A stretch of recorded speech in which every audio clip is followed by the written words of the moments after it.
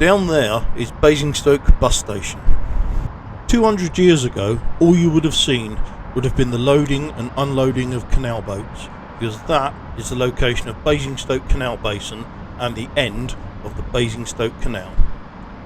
Welcome to another explore.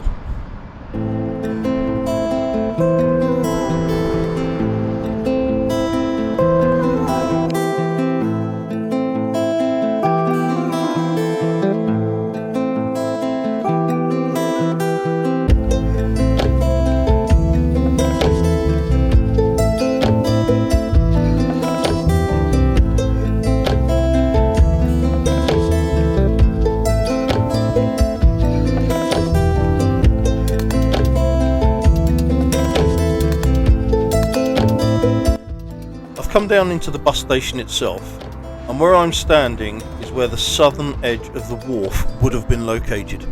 All in front of me would have been water to approximately where that bus is, and that would have been the northern side of the wharf. Our canal would have begun its journey. Obviously all of this modern development wouldn't have been here, and would have headed east on its way towards Surrey.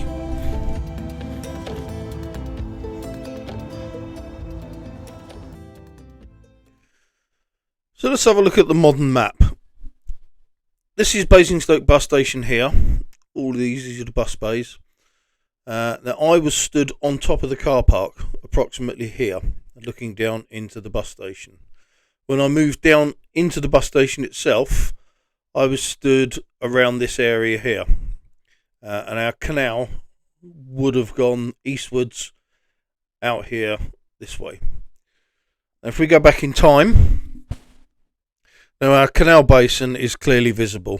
You can see it here as it moves eastwards away from the town centre. So here, all this here is the bus station now. All this area here is Festival Place Shopping Centre. And when I moved down, there's the bus station. I was stood approximately here, so on the southern wharf of the basin. Now, this body of water up here, this is nothing to do with the canal. This is actually the River Loddon. And obviously this map dated in 1894. In those days, it was still visible and above ground. Unfortunately, today it's culverted, probably up to about here, as we enter Eastdrop, and quite a distance to the west. And that now sits underneath the Festival Place Shopping Centre. So with no chance of discovering anything else pertaining to the canal in this area, let's move east and see exactly what we can discover. I've moved a few yards east of the bus station. I was stood up there. You see the railings up there? That's where I've stood looking down. So I'm only a few yards out. Now if we turn the camera around and look east, we look onto Eastdrop Lane. Now where those railings are would have been our first feature of the canal, and that would have been Eastdrop Bridge. Have a look at this wonderful photograph of Eastdrop Bridge taken in 1860, and looking through the arch you can clearly see the basin and Basingstoke Wharf behind it. Rather bizarrely, this is the first of two Eastdrop bridges on the canal, the other being a good 3 miles away out towards Greywell, and we'll have a look at that as we near the tunnel. It would have gone literally across in front of us here, and then the roadway would have followed up there. But before we carry on, I just want to show you something. This is quite it's a very redeveloped area of the town. I'm standing in the middle of a roundabout, but on the wall here is a nod to the former canal.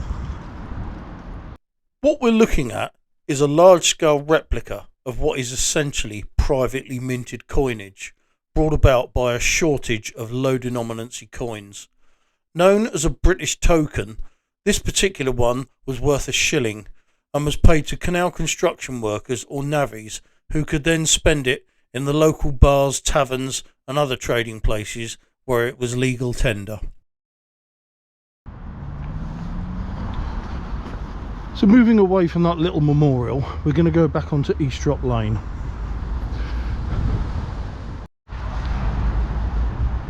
So once again we're back on the site of where Eastrop Bridge once was, more or less exactly where I'm standing.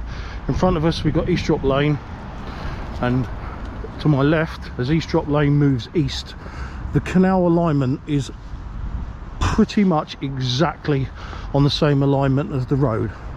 So if the canal was still here, I would now be walking along the towpath.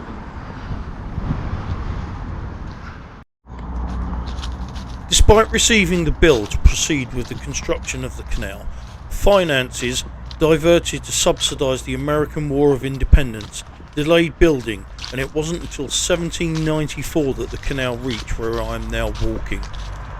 It seems odd to think that although I'm clearly walking along a modern roadway, it was as recently as the early 1960s that the canal, albeit disused, could still be seen here. But why did it become disused? It was never a financial success, and the arrival of the railways certainly aided in its downfall. And the stretch between Greywell and Basingstoke always suffered from water supply issues. By the end of the 19th century, the canal was in a pitiful condition. In 1913, the last boat to attempt the journey to reach Basingstoke, aptly named after its namesake town, faltered at Basing Wharf due to low water levels and vegetation infested waterways.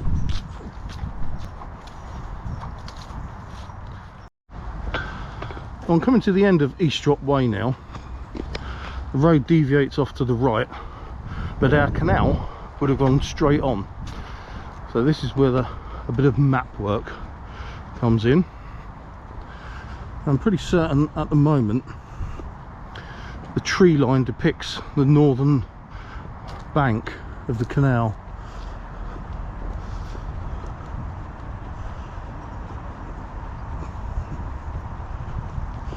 I'm certain if you look on maps, you put the modern overlay over the map showing the canal, it will say that the canal is exactly where I'm walking now.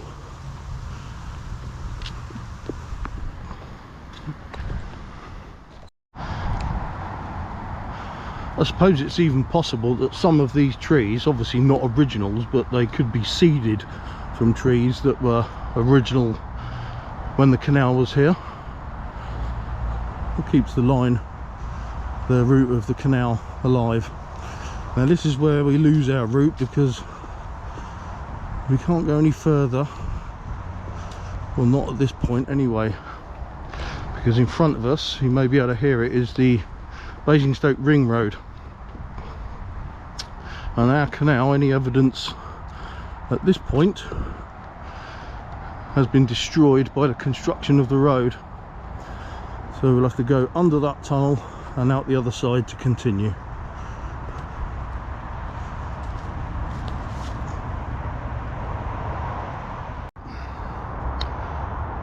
I've crossed under the ring road and I'm now on Basing Fen. Now some of you, if you've watched it, may remember we came here earlier in the year when we done the pump house video. I'll try and put a link up for it. But this is where probably the most inhospitable part of the canal remains can be found. As you can see, it's very, very overgrown. But I'm going to attempt at least to see what we can find. So we just returned to the National Library of Scotland overhead map just to show us exactly where we are. So we've just come along here. This is Eastrop Way. Here's the ring road which I've gone under, and I'm now onto Basing Fen, which is here. And this gives you some indication of how rural this area here is. You can see the outline of the canal. In fact, what I'll do, I'll put the overlay on.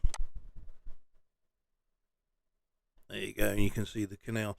So we're moving around this way, but to be honest with you, it is totally impenetrable for most of this. So we're going to do our best, but hopefully we'll end up here around Redbridge Lane unscathed. Well, I've managed to battle my way through the undergrowth, and trust me, it is a battle. But we've got the canal here. I'm absolutely certain of that. It corresponds with the maps. And look at this, we've got a bit of a raised area. We've even got some old fence posts and that. Yeah, quite old that will be. But our canal, unless I'm very much mistaken, would have sat on top of that. Let's try and get up it.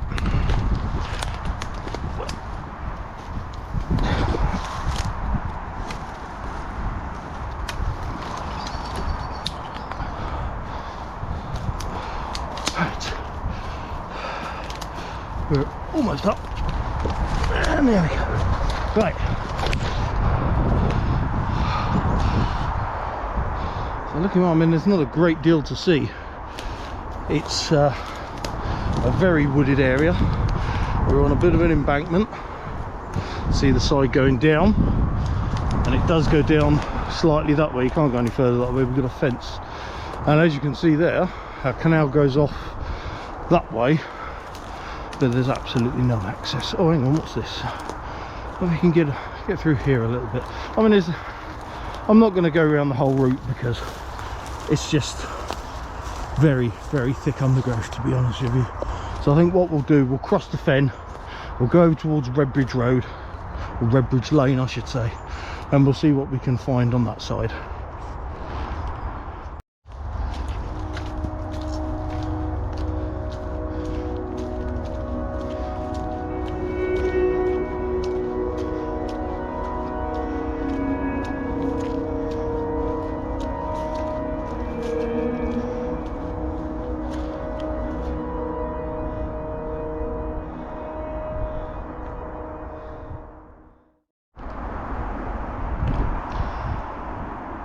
So I'm on the opposite side of Basing Common, or fen, and what you see in front of you is an abandoned watercress beds. Now I've given up trying to access the canal in the it's just almost a quagmire. We've had quite a bit of rain lately and it is so muddy, so overgrown, and there isn't that much to see other than the raised area, and a lot of that area over there, the canal bed has been lost because of infill from the road. But what you can see here, the line of trees directly as the watercress bed ends, you might be able to see the beginnings of an embankment. That's our canal.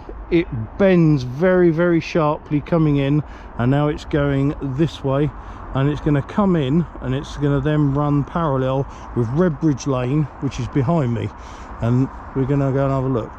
By the way, this site here, I'm standing on the site of what's known as the Upper Mill. I think, I might be wrong, but I think it was a corn mill. Anyway, that's going to be the subject of a future investigation. So let's carry on. So I've come out onto Redbridge Lane itself. The canal, our alignment, just step up here. Now it's swung in and you can see like a raised area there. This is our canal alignment, so we're running now from west to east. The brickwork that you see in there, as far as I can see, I think that's modern concrete that's just been dumped. But now, I mean, you can see how close it is to the road. It runs parallel with the road for a short distance. So let's go along the road. Now, there's our canal alignment once again, the small embankment. Now to my left, we've got Swingbridge Cottage, and as the name indicates, there was a swing bridge here. Now, I can't tell you the exact place without looking on the map. I'll mark it on the map for you later, but I'm going to give you an approximate as a quick shot of the cottage.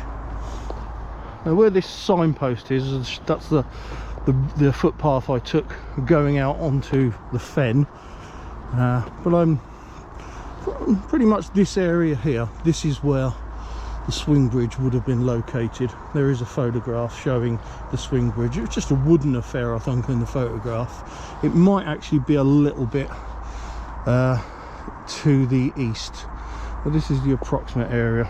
Now if we walk down the footpath a short distance, we can actually get onto the canal. It's clearly filled in here, but it's very easily identifiable because we have a line of trees either side. In fact, what we might have here is a very short section of the canal, maybe unfilled in.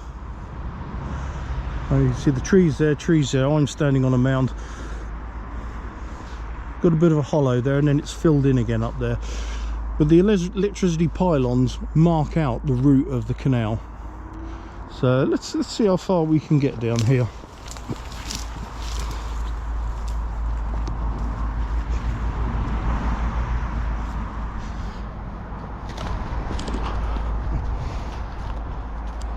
So there's our bit of potential canal. I think that might well be an untouched piece of canal down there.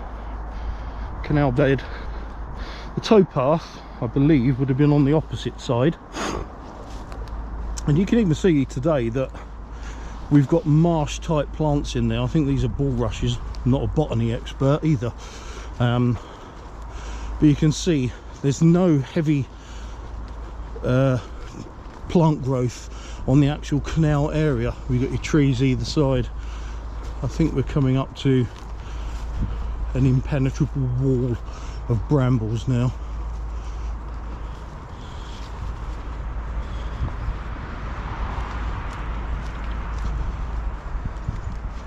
Right, we've still got a bit of a path going on. Once again, there's not a great deal to see here. It's, you know, it was the canal. It's now been filled in. For what reason, I don't know. But we're now moving towards the first, probably really discernible feature of the canal since leaving Basingstoke, and that's just up here. So we're still on Redbridge Lane.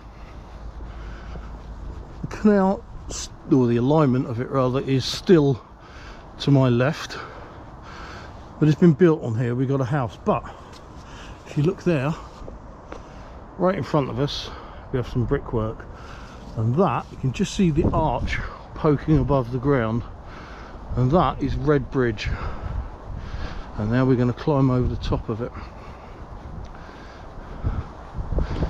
I think there's been at least some repointing work done, if not some rebuilding. I think that's all new brick that side.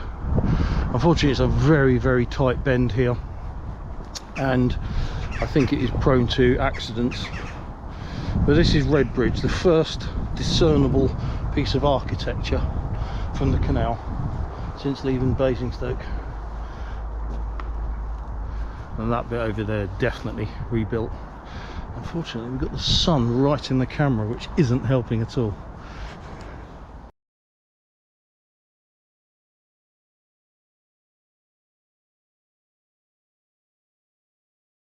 I'm standing on the north bank, or the north side of Redbridge. Even here, where the house has been built, you can see the area of the canal, the embankment where it was built up. So there's still evidence here. If we turn to the east, once again, unfortunately, it's been built on, the canal filled in. But this area here was known as Broadwater.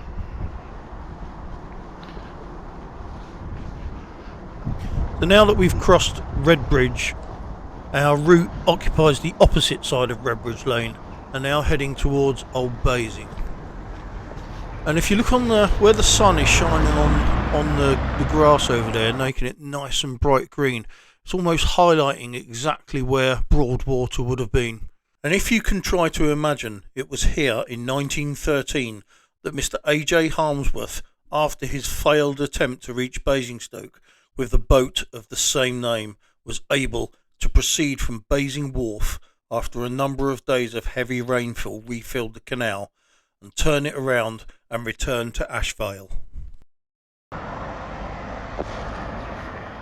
And you can also see that as we head along Redbridge Lane, we're starting to go downhill, so the canal starts to rise upon an embankment once more.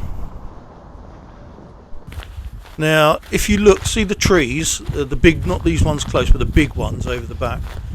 They indicate the southern bank of the canal, and quite possibly could be the original trees. They could have been there when the canal was still here. They look very, very old. And just coming into view between those trees is a tower from the wall of the ruins of Basing House, once a Tudor palace and 17th century home of the Marquess of Winchester, notable for sieges which took place here during the civil wars of the 1640s. So to get onto the canal alignment again, I've crossed into the grounds of Basing House, and here I am looking again at the Broadwater, but this time in a westerly direction.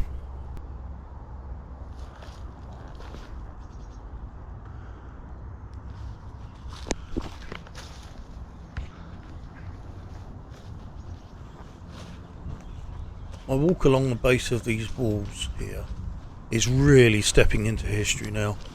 While the canal was constructed in the late 18th century, these walls were built in the mid 16th century when the house was rebuilt itself. The embankment that you can see here is the south embankment of the canal. That's how close it was to the Tudor walls that still stand today.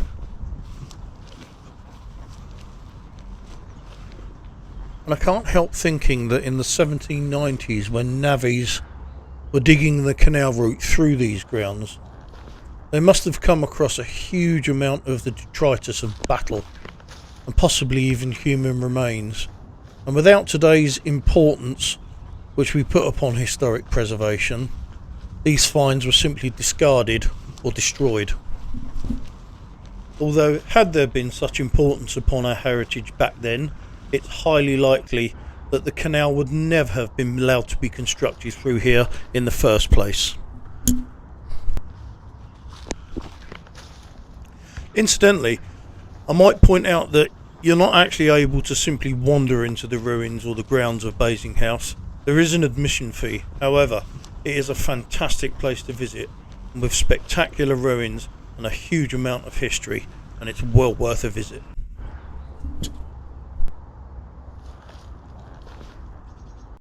Okay, so I just want to return to the map briefly. This is the 1897 map from the National Library of Scotland, as always, and I want to show you just where we've been and where we are at the moment. Now, this point here, this is Redbridge. Remember, we crossed over that. This is where we found the first piece of architecture since leaving Basingstoke. We walked down Redbridge Lane, that's this one here. And here, this wider part of the canal here, this is Broadwater. And then we walked along the road here where we saw the tower through the trees. That's this tower here. And then you can just make out the wall for Basing House there. I'm crossed into the house itself, and I'm currently walking along the course of the canal, and I'm just about here, turning the corner, and we're going to make our way to this bridge here, which is also in the grounds of Basing House. Incidentally, this map, I say it's from 1897, it really shows the contours of Basing House quite nicely. So let's continue to the bridge. Now, we've got a bit of heavy vegetation in front of us, but it doesn't mean that we can't go any further. In fact, it's good news, because this is where the infill of the canal ends and the canal proper starts. Now let's have a quick look at this building. Looks like a chimney. Is it part of an old house? It's hard to tell whether it's part of the old house or anything else. Anyway, let's return back to our canal. As you can see, the infill has given way to original canal bed. So let's venture into the nettles and brambles and walk along the canal bed.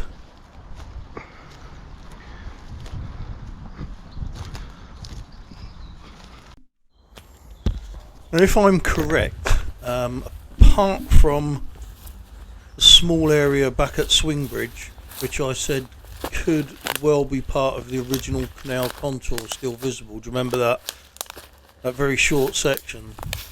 This area here where I'm walking along is the first instance where the canal will be recognisable. In essence, I mean, where a dugout ditch with embankments on either side can be seen.